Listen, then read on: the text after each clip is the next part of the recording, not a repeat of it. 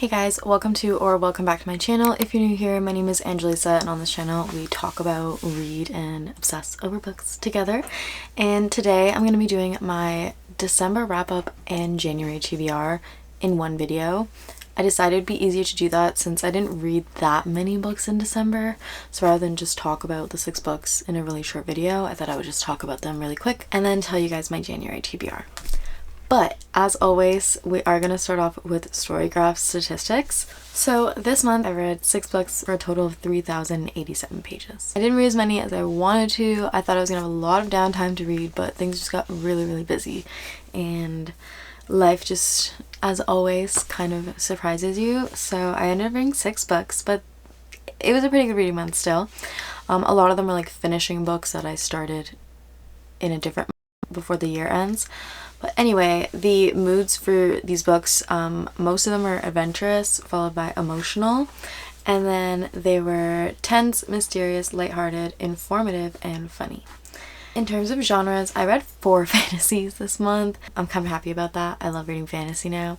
And I read 3 young adult, 2 dystopian, 2 romance, 1 science, 1 psychology, 1 contemporary, and 1 biography. And in terms of average rating, my average rating this month was 4.46 stars. So all the books I read were above 4 stars, which to me means I had a really good reading month. Like, I didn't rate any 3 or 2 or 1 star, so it doesn't always matter like how many books you read, but rather like the quality of the books that you're reading. So okay, now onto the books. What did I read this month? As I said, I had a lot of fun reading this month. I read a lot of books that I just kind of wanted to read and also wanted to finish. So the first book that I read this month ended up being a 5-star read and I was so happy. So it was The Heart of Betrayal by Mary E. Pearson. So this is the second book in the Remnant Chronicles series. The Remnant Chronicles is a trilogy that's a prequel to Dance of Thieves and Battle of Thieves. I've talked about it like a million freaking times on this channel, I feel like. But I loved it so much. The main character in this is just amazing and the writing is actually really good. I think one of my new favorite fantasy tropes or types now is historical political fantasy. I think it's really fun. And yeah, I just loved Leah in this. Queen Leah. We love our Queen Leah. She's amazing. After that, I read Iron Flame. So I'd started this in November, I think, when I got it. And I hadn't finished it until December. To be fair, I didn't read for the first 2 weeks of December. But still, I got it in November and it just took me a really long time.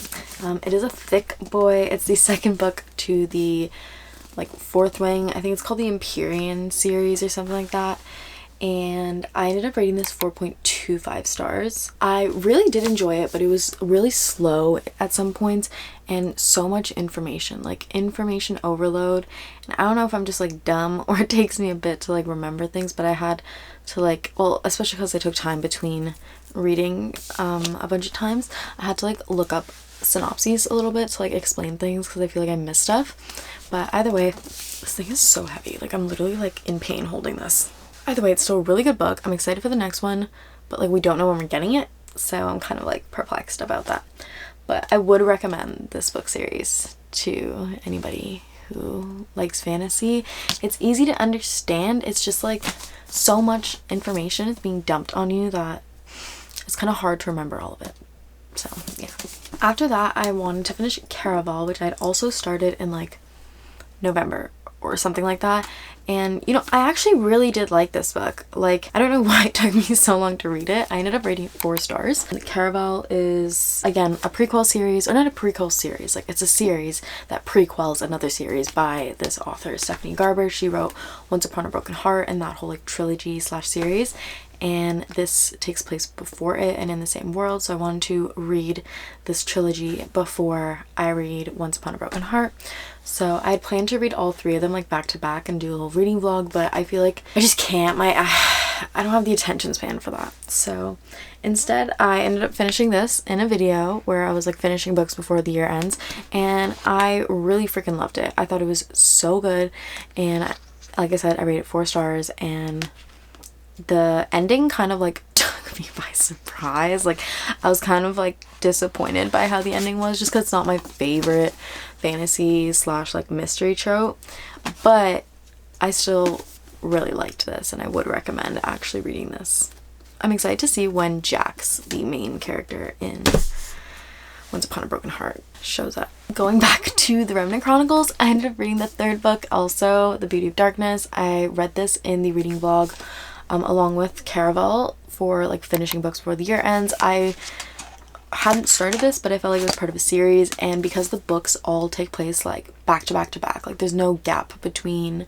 the books, you feel like you're in the middle of a book when you finish the second one, so I wanted to keep on reading immediately. I also rated this one 5 stars. I thought it was so good. Again, I love Queen Leah. I love her character development throughout the series, as well as like the prince and the assassin. Like I think that they, three of them, their relationship to each other like changes throughout the series, and it's so cool. And the fantasy in this is not super heavy at all. Like the magical elements is very light.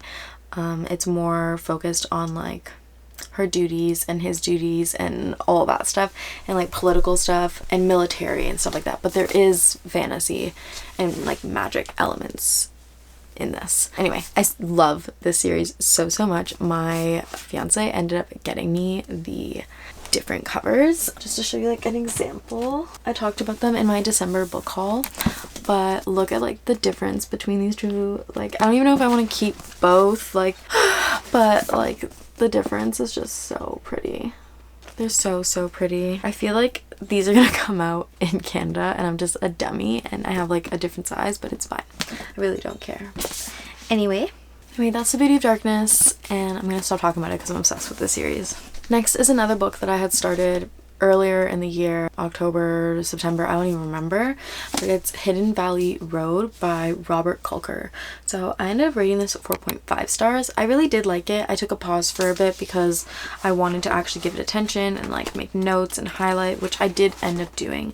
There is a part in the middle where I didn't take as many notes because I was audiobooking while like doing laundry or something, but this was a very interesting read. It's about a family who basically became the like genetic reference point for schizophrenia, and like a lot of the science stemmed from studying their genetics along with a bunch of other families. So yeah, this book was really cool, and the way that it's narrated was interesting, and there's like information sprinkled throughout that's told to you while you're learning about this family, so I feel like it's easier to grasp even if you haven't studied psychology. So yeah, definitely recommend this if you're interested in the topic at all. Super cool. Okay, lastly is a book that I had finished just yesterday on the last day of the year, and it's Terms and Conditions by Lauren Asher.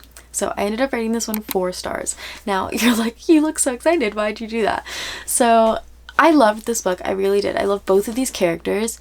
The only thing is like, while there was so many parts that made me feel like, oh, this is 5 stars, like I love it so much. I love like their relationship, like the things that he says like makes me swoon and all that stuff. There were also so many points where like he gave me the ick, like things that he was saying and doing just gave me the ick. Like I was like, why are you doing this? Like you're being annoying. like the fact that he was totally fine with being like a deadbeat dad and like wanted to control everything, and like it's all cute when they're like possessive and are like, oh, I want her to be mine, like she will be mine no matter what. Like I don't mind that, even though it's kind of crazy, but when they're literally like, no, you're gonna be the housewife and cook and clean and take care of the kids, oh, and you still need to be my assistant and work for me, like I was just like, I can appreciate the fact that he has trauma and like daddy issues, but it was a lot for me. But I really did enjoy the ending. The ending was so freaking cute. Like, yeah, that part I really did enjoy. The last like 50 pages had me like except for the part where he was being annoying. But anyway, yeah. So 4 stars, really love Terms and Conditions. Definitely gonna read the final offer because I love Cal so much. Cal is like one of my favorite characters in this. He's so freaking cute. So I'm excited for his book, the third one, Final Offer. And I'm pretty sure that's it for this series. I do have the first one of her new series, The Lakefront Billionaires, so I'm excited to see what that one's gonna be like as well. Alright guys, that's all the books that I read this month. Now on to the TBR. So I think I'm gonna start with romance books. I have 4 romance books that I want to read this month. The first one being Magnolia Parks by Jessa. Jessa Hastings. So this one has been on my TBR for a few months now, and this is kind of like a toxic romance, and this is the month, guys. This is the month that I want to do it. This is it. I'm going to start off the year strong and get into the Magnolia Parks universe, and we're going to see. I have no idea what this is about. There's no synopsis on the back. I just know it's toxic, I know it's messy, and I know that people swoon over this, and all of my favorite booktubers and book influencers love this book, so I feel like I will love it too. Next we have Flawless by Elsie. So this was on my TBR like a month or two ago, and I didn't get to read it for like a video that I was doing, and I was so sad when this one didn't get picked. So I was like, you know what, I'm just gonna start this series this year. We're gonna start off with Flawless. I've heard amazing things about it. I think it's such a cute little series. I love the little size of this book because they're the UK version, and I love the covers so much. So yeah, we're gonna start off with Flawless and see how it goes. Hopefully I get to read it. I really hope so. Next I have Ricochet by Krista and Becca Ritchie. This is the second book in the Addicted to You series. So again, I want to continue a romance series. Since I'm going to be starting 2 new ones, why not continue this one as well? And this is about Lily and Lo after what happens in Addicted to You. So I'm kind of excited, and I think you also get a bit of crumbs of Daisy and Reich. So I'm excited to see how that pans out as well. So yeah, Ricochet. I hope I get to it. I really hope I do. I might try to turn that into a video, like reading like 3 different romance series. Speaking of romance series, I have Twisted Hate. This is the 3rd book in the Twisted like standalone series. This one is about Josh and Jules. So Josh is the first character. I don't remember her name. Ava.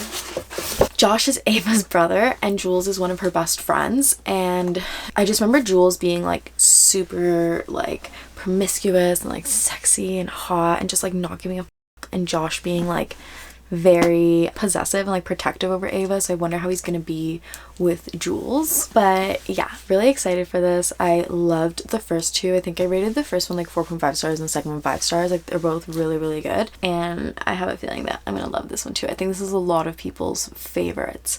I'm excited. Oh yeah, and he like hates Jules in this, I remember. Yeah, but like he hates her, but like he's also like, why doesn't she react to my flirting and stuff like other girls do? I feel like there's like a lot of tension, and he's like trying to become a doctor and she's trying to become a lawyer, so there's also that element, which is really cute. But yeah, anyway, I hope I get to read this one as well. So those are the romances I want to read. I also have 4 fantasy on the list. The first one is Legendary by Stephanie Garber. So this is the 2nd book in the Caraval series, like I was just talking about. So I do want to read this hopefully this month, probably towards the end, because I just kind of finished Caraval, and I want like a little bit of a break from this world, but not too long of a break, because I really did like that first book, and I'm excited for what this 2nd book has to bring. I've heard the 3rd book is really good, so yeah, I'm really excited about this. I don't want to tell you what it's about because, like, you know, but I will read for myself, because I haven't read the synopsis for the 2nd one actually. You can see my reaction while I read.